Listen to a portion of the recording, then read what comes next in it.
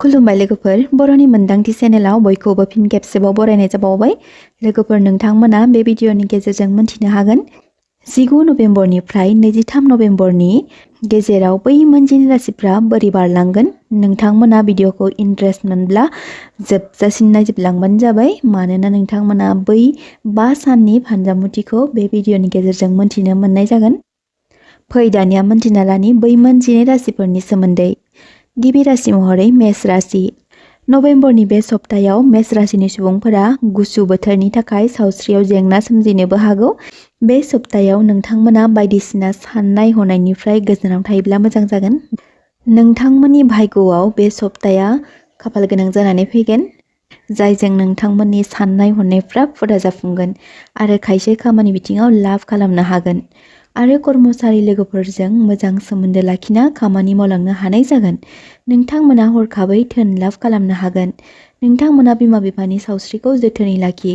बे सप्तायाव नोंथांनि खायसे नांथानानै थानाय खामानिफोरा फुरा जाफुंगोन। मेष राशिनि लाकि गाबा जादों गोजा आरो सना गाब आरो लाकि नाम्बारा जादों 7 आरो 9। वृषभ राशि। वृषभ राशिफोरनि थाखाय फालांगियारि बिथिङाव लाभ खालामनो हागोन आरो लोगोफोरजों गोदान मोनसे खामानि जागायनोबो हागौ।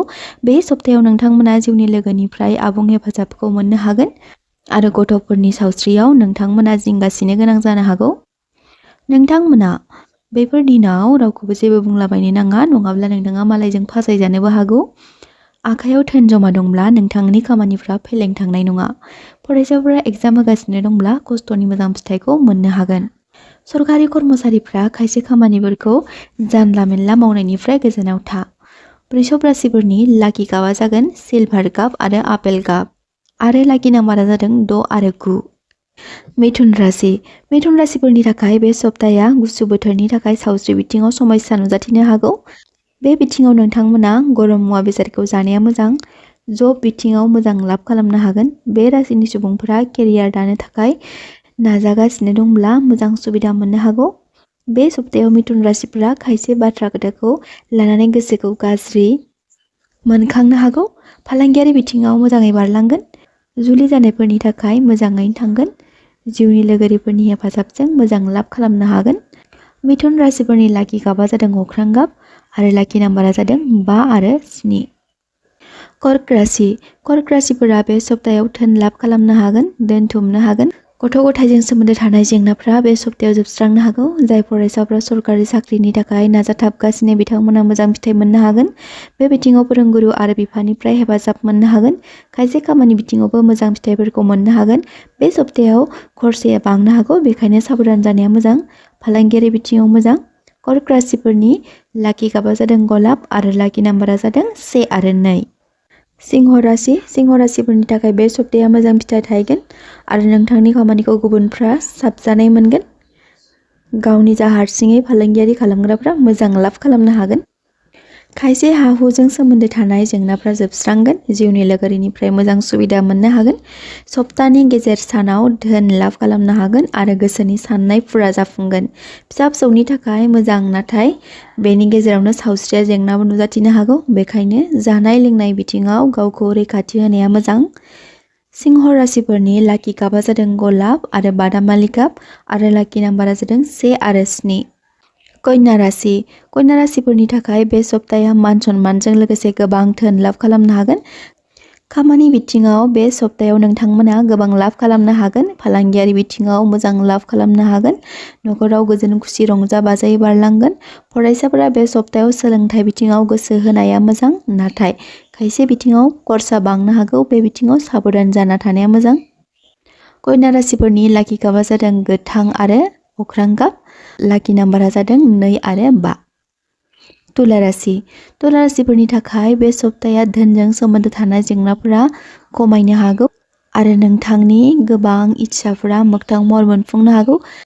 बे सप्तायाव नोंथांमोननि बेंक बेलेन्सआबो बारायनोबो हागौ। गथ' गथायनि बिथिङाव मोजां आरो फालांगियारि बिथिङाव लाभ खालामनो हागोन। समाज आरो खामानि बिथिङाव लाभ खालामनो हागोन। सावस्रि बिथिङाव नोजोर होना सोलिलाङोब्ला मोजां जागोन। तुला राशिनि लाकि गाबा जादों सिलभार आरो ब्राउन आरो लाकि नाम्बारा जादों 5 आरो 6। वृश्चिक राशि। बे सप्तायाव वृश्चिक राशिफोरा गोबां मान सन्मान आरजिनो हागोन।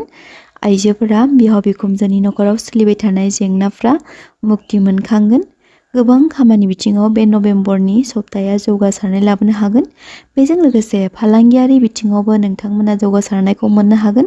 नोंथांनि नखराव खुंजानाय मोजां धार्मिक सोमोन्दोनि खामानिफ्रा नखरखौ सान्ति लाबोगोन। खामानि बिथिङाव फोथायनाया बांगोन। साख्रि बाख्रि बिथिङाव मोजां सुबिदा मोननो हागोन। धोन लाभ खालामनो हागोन। वृश्चिक राशिफोरनि लाकि गाबा जादों गोजा आरो गल्डेन आरो लाकि नाम्बारा जादों 7 आरो 9। धनु राशिफोरा बे सप्तायाव गिबियाव खामानिनि बिथिङाव थांलाय फैलाय बांनो हागौ। नोंथांमोना गावबा गावनि सावस्रिखौ रैखाथि होनाया मोजां। नोंथांमोना बे सप्तायाव खरसाया बांनो हागौ, बेखायनो आखाइ हमथाना सोलिलांनाया मोजां। बेराफारसेथिं धनु राशिफोरनि सुबुंफोरा धोन लाभ खालामनो हागोन, जायजों दाहार नांना थानायफ्रा जोबस्रांगोन। नाथाय खायसे खामानिखौ लानानै नोंथांमोना जोबनाय सप्तायाव बानाय सोमजिहोनो हागौ, बेखायनो नोंथांमोना बेनिफ्राय गोजानाव थानाया मोजां। धनु राशिफोरनि लाकि गाबा जादों अरेन्ज आरो गल्डेन। लाकि नाम्बारा जादों 3, 7, 9। मकर राशिफोरा बे सप्तायाव मोजां धोन लाभ खालामनो हागोन, जायजों नोंथांनि थाबथानानै थानाय खामानिफ्रा फुरा जागोन, जायजों नोंथांनि बेंक बेलेन्सआ बांगोन। नोंथांमोना सावस्रिखौ जोथोनै लाखिब्लानो जाबाय। बे सप्तायाव नोंथांमोना मान सन्मान बारायहोनो हागोन।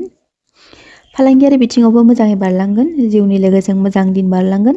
नखरनि बोराय बुरै सुबुंखौ रैखाथि लाखिनाया गोनांथि। मकर राशिफोरनि लाकि गाबा जादों ग्रे आरो लाकि नाम्बारा जादों 5, 8, 9। कुम्भ राशिफोरनि थाखाय बे सप्तायाव साख्रि बाख्रि बिथिङाव मोजाङै बारलांगोन। बे सप्तायाव कुम्भ राशिनि खायसे सुबुंफोरा माबा मोनसे खामानियाव जौगानाय मोननो हागौ। रिलेशनशिपआव थाग्राफोरा दावराव दावसि सोमजिलायनो हागौ। बे सप्तायाव कुम्भ राशिनि सुबुंफोरा धोननि बेलायाव बृद्धि बारायहोनो हागोन, लोगोसे मोजां सम बारलांगोन।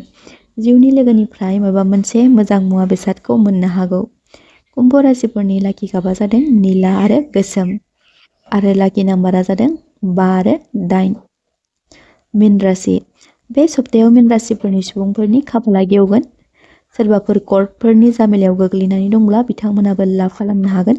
सरकारि साख्रि बिथिङाव लाभ खालामनो हागोन। बे सप्तायाव नोंथांमोननि इच्छाया फुरा जानो हागौ। जुलि जानाय सुबुंफोरनिफ्राय मोजां सान। फरायसाफोरा मोजां फिथाइ मोननो हागोन। बे सप्तायाव नोंथांमोना माबा मोनसे मोजां खौरांखौबो मोननो हागौ। मीन राशिफोरनि लाकि गाबा जादों गोमो आरो गोजा आरो लाकि नाम्बारा जादों 6 आरो 9। फानजामुथि खोनासंनानै मोजां मोनग्रा आइ आफा बिदा फंबाय बिब' बिनानाव गासै लोगो नोंथांमोननिसिम आंनि गोसो गोरबोनिफ्राय हाजासे अननाय आरो सिबिनायखौ बावहरनाय जाबाय।